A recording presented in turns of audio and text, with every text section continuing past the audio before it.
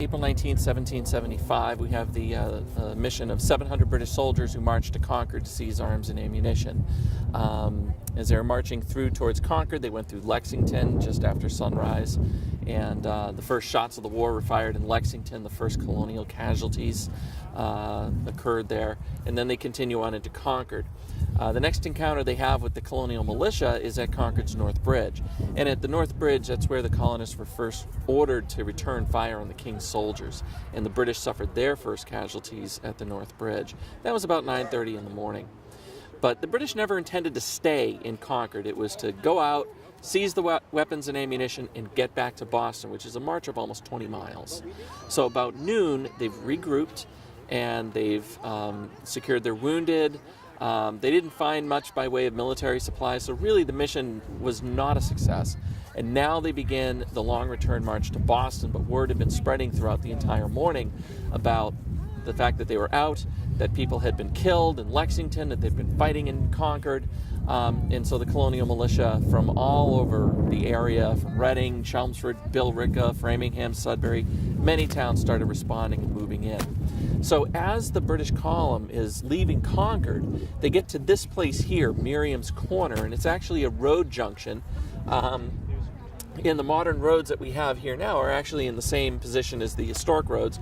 We have the Bedford Road coming down from the north, and it links up with Lexington Road heading east.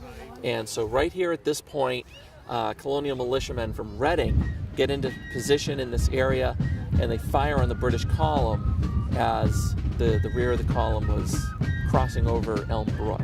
And from this point on, and then of course the British return fire. Both sides of course blame the other for firing first, but really from this point on, this begins the running battle where the British have to fight for their lives all the way back towards Charlestown.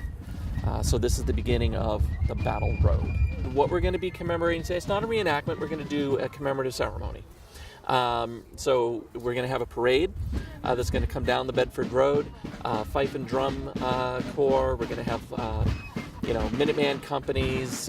We're going to have dignitaries from the National Park Service and the Air Force Base and other local important citizens. And there'll be speeches and music. Musket fire, we'll have some Minutemen in the field firing their muskets. And of course, no celebration in Concord is complete without the Concord Independent Battery. We'll be firing off some rounds in commemoration.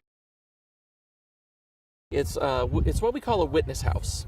It was here at the time of the battle. It's the home of the Meriam family. The house itself actually is a lot older. It dates from 1705. So the Meriam family, they witnessed a revolution happening right on their doorstep.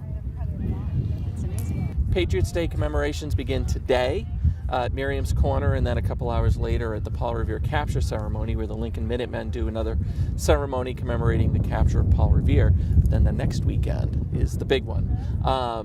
That we have Battle Road on April 14th, the Saturday, so we're going to do a running battle demonstration near Minuteman Visitor Center on an original stretch of the Battle Road. We'll probably have about 250 reenactors, colonial militia and British regulars demonstrating tactics, fighting, firing and moving all the way down the road.